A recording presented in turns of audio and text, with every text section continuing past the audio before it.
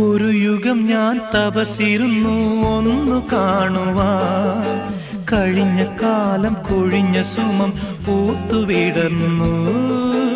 ഒരു യുഗം ഞാൻ തപസിരുന്നു ഒന്നു കാണുവാൻ, കഴിഞ്ഞ കാലം കൊഴിഞ്ഞ സുമം പൂത്തുവിടർന്നു.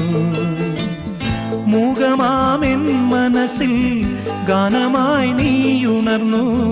മൂകമാമെൻ മനസ്സിൽ ഗാനമായി നീയുണർന്നു.